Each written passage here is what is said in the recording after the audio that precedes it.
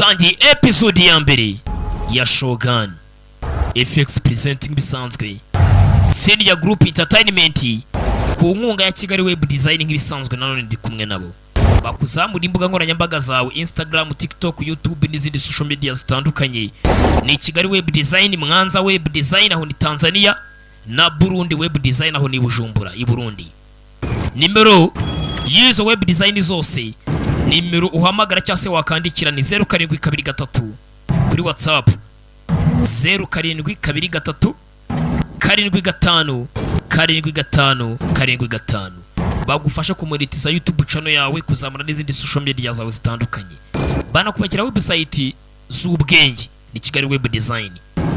Episode ya mbere turatangiye. Mwaka w'igihumbi 1600 ubwo abanyaportugal bari mu gatsiko k'abagatolika bo muri Portugal binjiraga muri Japan, baje kumenya niki kiriyo ndetse baje nk'abanzi bahambaye b'abayapani banahiga cyase bari n'abanzi b'abanyaburayi bagenzi babo batara abagatolika, bari abaprotestant cyase abaporoso. Urebye iburayi hari intambara y'amadini ishyamiranije gatolika n'abaporoso. Muri Osaka Japan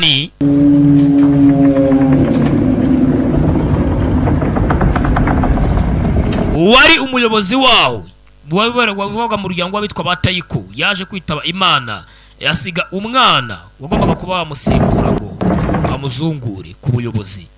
Bakise Shogun cyangwa Shogun byita uko bishaka, ariko nanone uwo wari usize umutoya ngo amusimbure abandi ntibabyifuzaga ko yayobora. Abayapani ubwabo basaga nk'abahanganiye icyo nakita nk'intebe ya cyami cyase nk'ubuyobozi bukuru.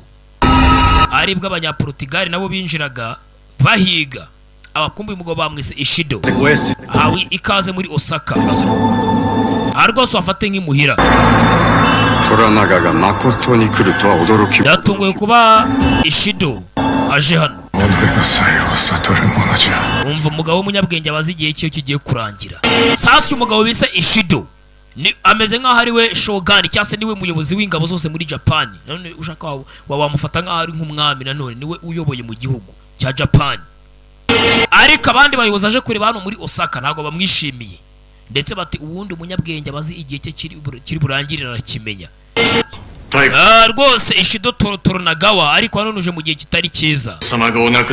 Ndetse kuva umwaka ushize Taiko apfuye wari umuyobozi wasimbuye, twakomeje tukureba imiyoborere yawe akanama njyanama. Taiko yitabye Imana, twamaze kubona impamvu yari yanze kwajya ku buyobozi. Ese nize imbaraga n'abana nakoresheje nabi.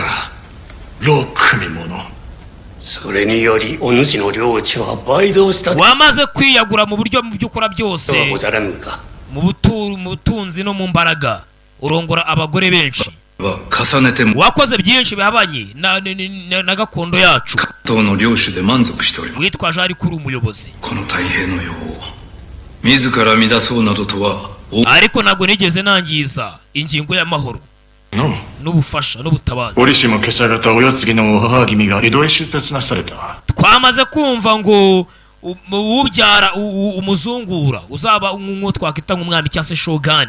Hano bayoborwaga n'abitwa ba Shogun muri iki gihe babaga ari abayobozi b'ingabo, nibo batwazaga Japan. Kumvishe ngo wabyaye umuzungura cyangwa se wapfuye umwana w'umusaza wapfuye bwa mbere w'umwami bitaga Taiko, ngo ari mu bwami bwawe cyangwa se mu buturo bwawe. Wamujyanye mu buturo bwawe utabidusabye utanatumenyesheje.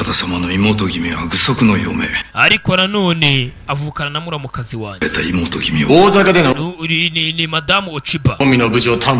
Oya wamujyanye bunyago, ntabwo ibi rwose uburyo wamujyanye mu ntana ntabwo bwemewe. Mujyana mu buturo bwawe ibwami.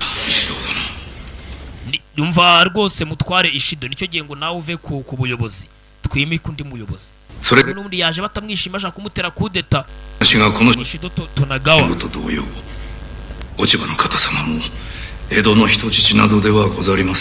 ari waje kuba yahungabanya umutekano w'Abajapani, ari yita umucuruzi ariko n'umusirikare w'umwongereza. abandi bayobozi bo muri Japan nabo barashaka kwica mugenzi wabo bise Ishido Tonagawa. Nawe ati simva ku buyobozi mpaka umwana wa Taikoni akuze akaba ari we uza agafata ubwami. Ndetse uyu mugabo niwe bise Ishido Tonagawa, niwe shogun na season niko bayise cyangwa se umuyobozi w'ingabo. Shogun yabaga ari nk'umwami ariko yabaga ari mu rwego rwa gisirikare. Yari episode ya mbere. Kabiri bimeze